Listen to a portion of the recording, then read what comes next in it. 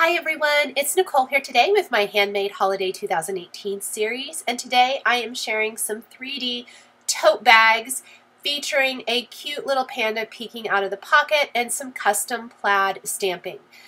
Every year I do some sort of a tote bag, and this is actually kind of my second example this year. The other one was flat though, and this is 3D, so it's actually stands up. It's more like a bag, and we are using the Mama Elephant 3D tote bag as the base for our bags. Pardon me.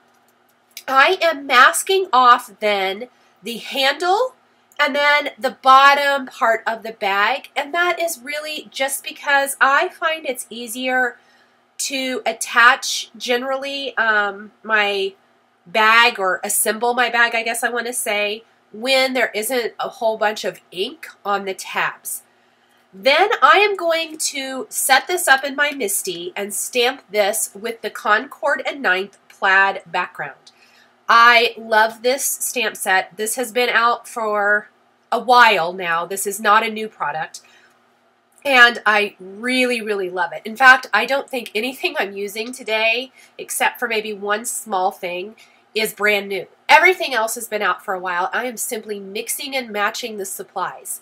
Now this right here I left in the video because I wanted you to see this is why I use the MISTI to stamp that plaid background. And I'm going to tell you guys another little tip about this is it took the ink a while to dry. And I found I did try heating it up with my heat tool to get it to dry faster. And I really ended up letting most of the panels air dry. That worked the best, and I came back later to add my black stripes. So what you see here is stamping the initial plaid image on each side of the bag. Each 3D tote bag is going to take 2 panels, so you need to die cut the tote bag twice, and that's going to make 1 bag. Also, in my Handmade Holiday series, many of the projects are what I call quick and easy. Unfortunately, bag assembly, an assembly that requires customizing with stamps and things, takes a little bit longer. If you eliminated stamping the bag with the plaid background, it would go much faster. But by the time you die cut all of the elements and things like that, this is one of the more time-consuming projects, I would say. And even at that, when you do it assembly line style, it does take out some of the work required. So it's definitely one of those that I would say make multiples of. While you have everything out, just go ahead and do it all. Now that the black plaid has dried, I am taking the other stripe and I am going to stamp this with Versamark ink. I'm not too worried about the tabs because they're all going to be hidden. And I'm going to sprinkle on white embossing powder. Now this is an example of a bag that I did not let dry. I did this all at one time, and I was so upset when I found out that the black ink was still dry because it was dye ink. It's not pigment ink at all. But because I had to stamp it so many times, this is the first panel. The rest of the panels I didn't quite have to do this many times. But because it was the first panel, it was very, very wet. It was super saturated, and so it stuck. But I'm going to stamp that plaid, emboss with white embossing powder, and that is going to finish off the bag. I have die cut pockets. This pocket does come with the 3D tote bag, as well as 2 different label options, a little banner, and then even a couple of tags. We're going to use one of the tags today. But on the pocket, this is die cut from black cardstock. And we're customizing with the retro holiday labels. These came out a couple of years ago. They are still some of my most favorite holiday sentiments ever. I love the retro feel to these, and what I think is super awesome, I think all of the greetings in this will fit the pocket. Maybe the sleigh bells ring maybe doesn't. I'm not exactly sure. It might be a little tall. And the one with the label that says December 25th. But the rest fit. I actually used 3 different sentiments instead of doing all the same. Another little tip, if you want to save some time, do the same sentiment so you don't have to switch that out. I just wanted to show how different retro labels worked on the pocket because I was so super excited that it fit and worked because, as I mentioned, my very favorite as far as a holiday retro label type of sentiment, I think they are absolutely beautiful.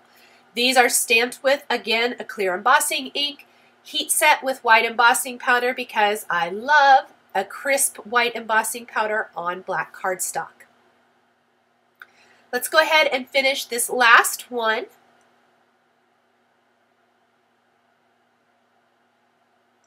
Assembly line style creating is my very, very favorite because it makes everything go together super fast.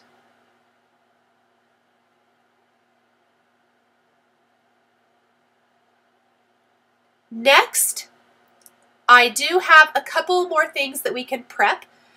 I mentioned that there are two tags in the tote bag, 3D.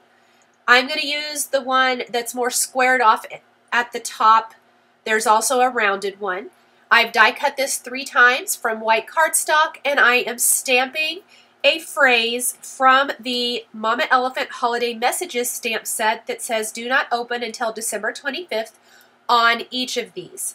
Now, this is the one product that I mentioned at the beginning of the video that is new. This was new for this season. I think everything else, yes, everything else was previously released. So nothing else is new. I'm hoping maybe you have some of these things in your stash. I want to revisit now doing the plaid design. Part of the reason I left it in earlier is I wanted to show you how much that stinks when you think that your project is dry, you go to sprinkle on embossing powder and it sticks to something that was previously stamped. So I highly, highly recommend testing what you stamped by just taking some embossing powder, sprinkling it on, let's say for this, the plaid background, and if it comes right off without any stamping, with the clear embossing ink, if it slides right off, you're good to go. If it sticks, brush it off with a paintbrush or something else. Either dry it with a heat tool or let it air dry. I let mine air dry for maybe a couple hours. I'm trying to think. I'm pretty sure I came back to this the same day. I worked on something else and then brought this back out to finish the project. Look how awesome these backgrounds are. This bag was actually created before the other one that I created in this series this year. And I'm just completely in love with that white stripe. I think it makes, or that white plaid, I think it makes a world of difference in the bag, and it really ties in with the polar bear that I am adding to the pocket of each bag. Now, the pocket from the tote bag can actually be used. Say you want to put a gift card in the pocket, and in the tote bag you want to put a small little gift or treat. You could also use the pocket inside of a card if you wanted to tuck a gift card inside of a card. My pocket for these bags probably won't be used because it's going to cover up the polar bear. I used my pocket more as a design element, if you will, rather than a place where you could actually tuck a gift card. And you're going to see that here. I'm taking 1/8 inch score tape, and we are going to position our pocket on the front of our bag. And I want to make sure I adhere it low enough so that I can tuck the bear's face in. But I want it to look like the polar bear is peeking out. And I originally wanted to use a polar bear body, and that just did not work. So what I'm going to do, there is the Inside Pop Bunny and Cat, and then there is the Book Buddy Bear and Dog. We're using the Book Buddy Bear and Dog set for the bear. And I have die cut the bear, the face, and all of the elements, but the paws come from the Inside Pop set. These two sets work interchangeably. I've used them for other projects. I will link to that at the end of this video. So if you're interested in kind of seeing how these all work and how you can use the bodies for bookmarks or pop-ups and all of that good stuff, you can find that there. But by using the paws with the face, it gives the illusion that the bear is peeking out of that pocket because we're attaching the paws to that top of the pocket, and then the little bear's face is tucked inside. So I hope that makes sense. I'm also doing all of this while my bag is still laying flat. Now, the cute Santa hat. This is actually one of those times where I went through my Mama Elephant die collection and shopped my collection, kind of quote unquote shopped it. I found this in the Santa Elf favor bag accessory. So if you've got the favor bag, which is another option for creating a tote bag or a gift bag. In fact, I used it for last year's project from the 2017 Handmade Holiday Series. But this Santa hat actually works really well for the little book buddies and the inside pop bunny and cat. So whatever critter you want to use. I made all polar bears because of the color theme I was going for. But if you've got a cat lover or a dog lover, use the dog or the cat. I think that would be darling.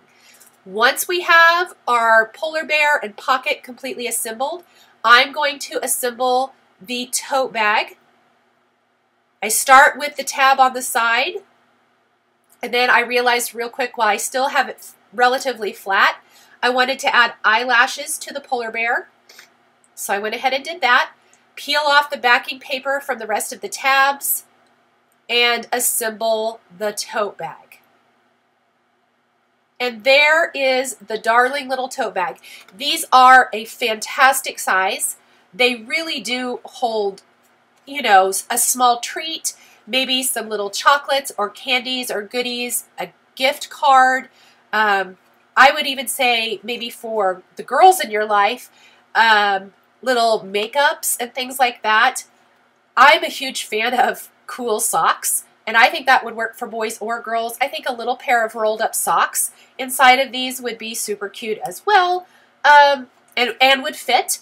Just to give you an idea on size-wise, I will list up across the top of the screen the size of the finished tote bag as well.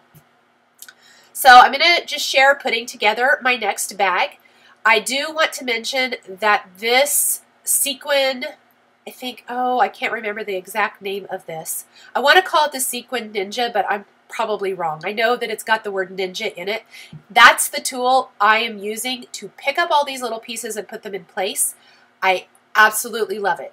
If you've seen any of my videos in the past couple of weeks, you've probably seen me use this, and it is phenomenal for picking up small pieces so that you can keep your fingers out of the way. That includes rhinestones, gemstones, sequins, confetti, little die cut pieces like I'm using here. And you can see it's so easy to move them around and put them where they go. I am going to continue putting together my other two tote bags just like this. Now, once all of my tote bags are completely assembled, and I do like to take a bone folder and score and really make sure those score lines are scored well before I put the bag together, because it's going to help your bag stay together so much better. Once I've done that, once I've assembled everything, we have just a couple finishing touches. And for me, that's always a pretty bow. And then I love hanging little tags from the top. The tag I stamped, do not open until December 25th. This would also be a great place where on the back you could put the recipient's name if you wanted to. So just a little tip. Or you could even add a different kind of tag with to and from stamped on them instead of a little phrase. I just love how these are long and skinny. So I'm taking the two handles, tying them together with a black ribbon. I have to say, I know this ribbon is super cool. I wish I had a link for it. It came off something else. I've had it in my stash forever. I think I bought something not craft related, and it came on it, and I kept it. So if you ever get cool ribbon on something you buy, save it for craft projects, because it really came in handy for these. It was perfect. I tied in the tag with a little red and white baker's twine. I'm going to finish the eyes with white highlights from a pin and some glossy accents on the nose. And once the glossy accents is dry, add a little highlight to the nose as well. Thank you guys so much for joining me today for my Handmade Holiday Series featuring the 2018 version of gift bags.